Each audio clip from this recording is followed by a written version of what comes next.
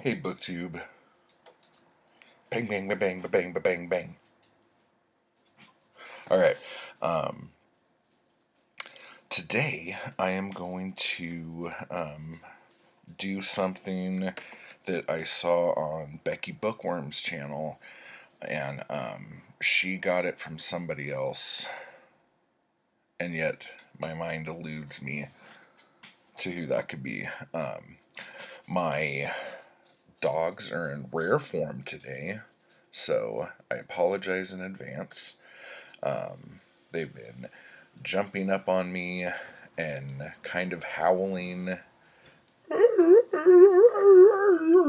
doing stuff like that. And nope, they seem okay now.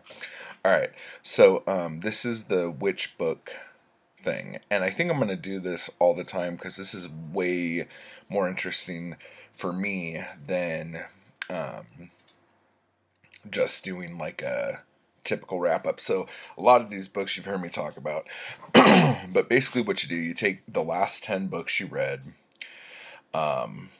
in order that you read them, and then you pick like which one is a better book, and then by the end of it, you know what was your favorite book of the last 10 you read. And I'm not going to include graphic novels in here, just a heads up. So the first two books is Survival Zero by Mickey Spillane, which is a Mike Hammer novel, and The Spider Strikes, which is the first of the pulp novels of the action hero called The Spider. And as you heard me say before, Survival Zero starts off like any good Mike Hammer book, but then falls victim to Mickey Spillane wanting to turn Mike Hammer into a man of international intrigue halfway through. And those are my least favorite Mike Hammer books. So that one was not amazing. It was a good book, but it wasn't amazing. The Spider Strikes, written by R.T.M. Scott, starts off amazing. I don't even want to say starts off. Like, the first half of the book is really good, and then the second half of the book drags, and then the things that the Spider is really known for that come into play once Norvell Page takes the Grant Stockbridge house name really haven't come into play yet. So, but out of these two books, I think I preferred The Spider Strikes. So then the next book here is Checkmate in Rio by Nick Carter, really by Valerie Molman. And this is the third in the Killmaster series, and there's like 260 or something like that in the series, so, you know, say what you will. But out of these two,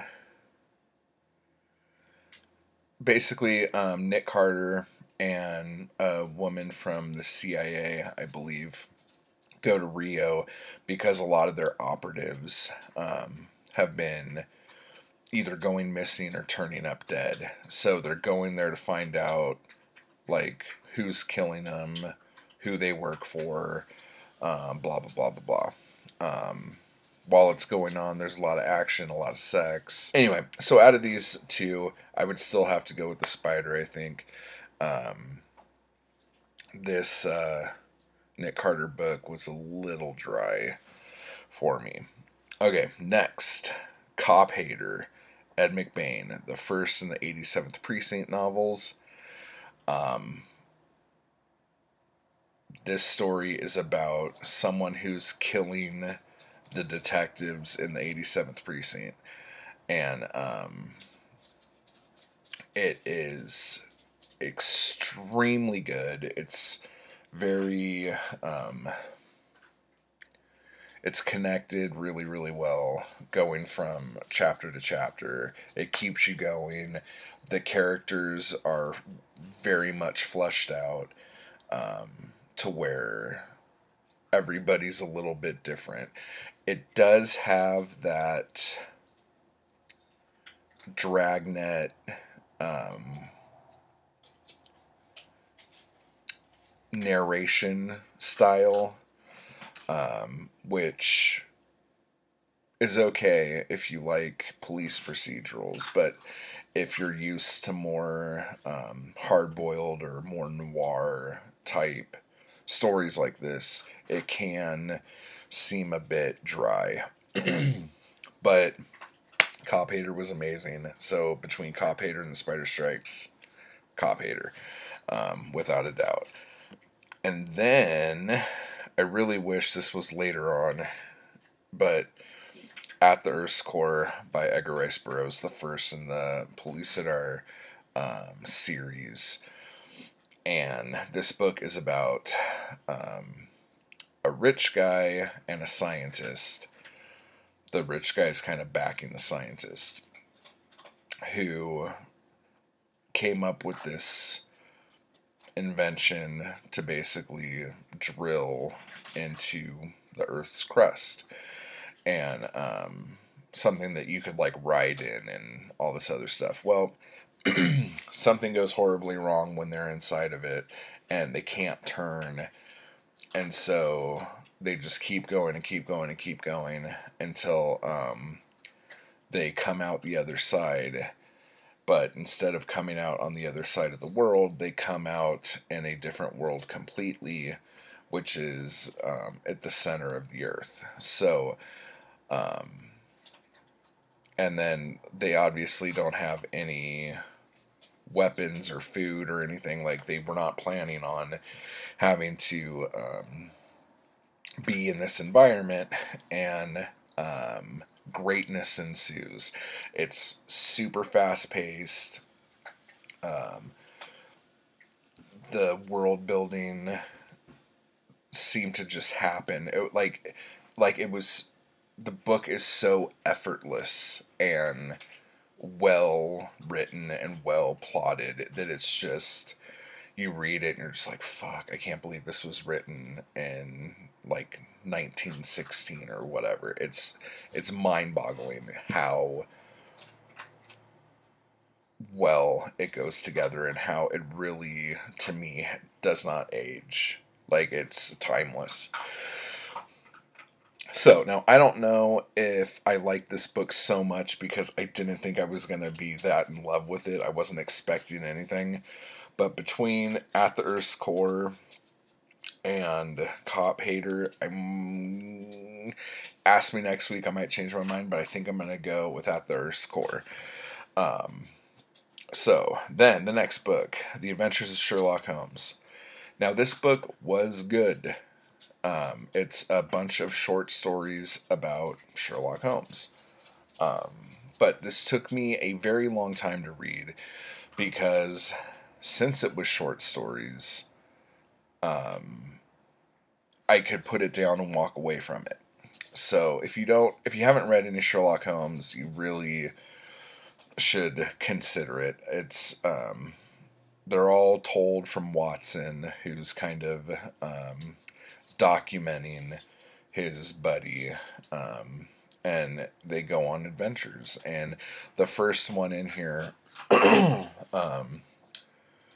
it called? Something in Bohemia or something like that. But it has to do with Irene Adler, and it is so good. Like, if the whole book was that would have been a lot of fun. But it wasn't. So At the Earth's Core is going to take that. And then the next book I read was Pellucidar, the second book in the Pellucidar series. Now this one, it starts from where the last one ended, basically. And the way the narrator comes across this, I think, is probably one of the most interesting things in both two books, like how this whole thing happened. So that was really great. The book is good, and I really liked it, but because, like, of the way the things have occurred in between the last book and this book, the element of danger isn't that intense. Like, every single thing that happens, like, you're like, well, he's going to be able to get out of this. It's really not that big of a deal. Whereas in the first book, it was like nail biting, edge of your seat. So I would have to go with At the Earth's Core for that. Next, And the Hippos Were Boiled in Their Tanks by Jack Kerouac and Edgar Rice Burroughs. I'm sorry, William S. Burroughs. That's a little tricky. This is the first book that I believe either of them wrote. They wrote it together. It's a true story-ish about a murder of someone they knew. And because at the time that this happened, the two of them weren't super close, they had like two completely different sides of what happened. And that makes this book really, really interesting. It's well written. When you go, as the book's going, even though you know what is going to happen, it's still shocking. And then, yeah, like, but again, I went into this book expecting nothing. So I don't know if that made me more surprised by it. But it's really good. The thing that was difficult at the beginning was they introduced a lot of characters really quick, and it takes you a while to like really remember who everybody is, I think. At least for me it did. So between At the Earth's Core and Hippos Were Boiled in Their Tanks, At the Earth's Core, for sure.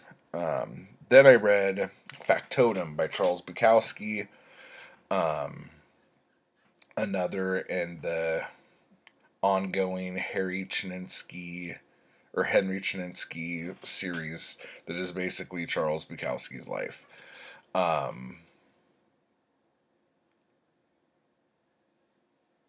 This was good, almost a little too honest.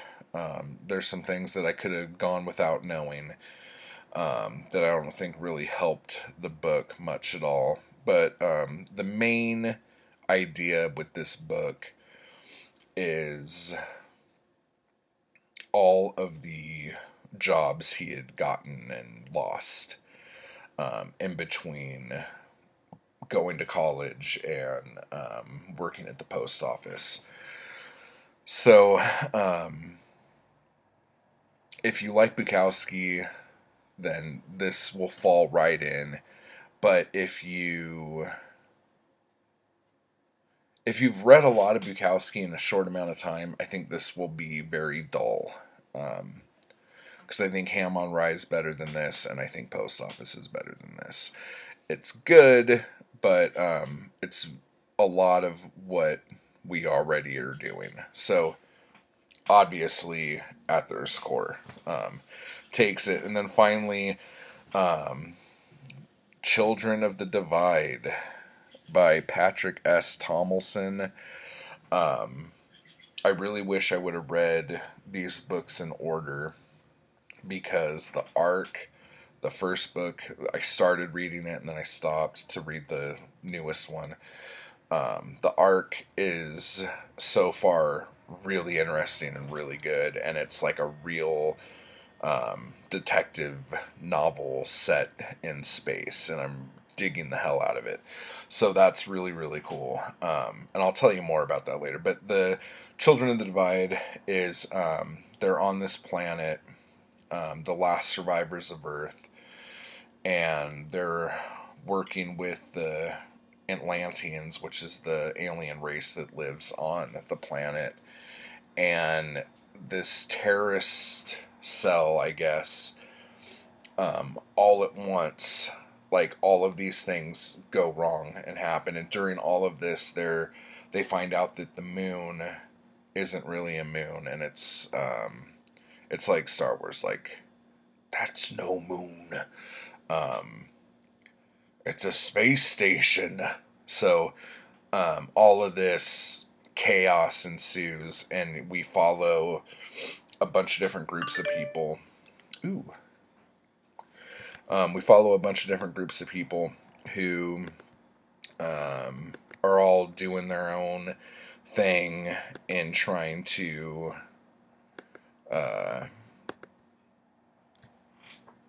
find the kidnapped kid, figure out who tried to destroy the Ark, and who bombed the parade, and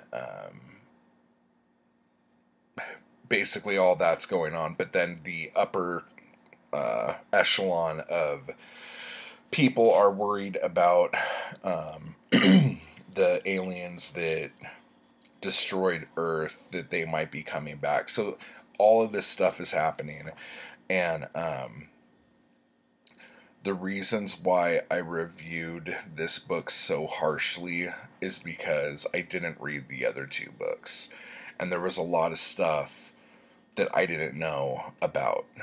And a lot of it's just one of those books where you have to read the books before it, because they talk about a ton of shit that you don't know about.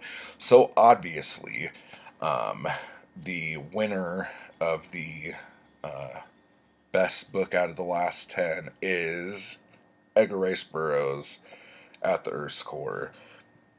I cannot pimp this book enough. The only thing I could see is the girl, the woman, the female character in it.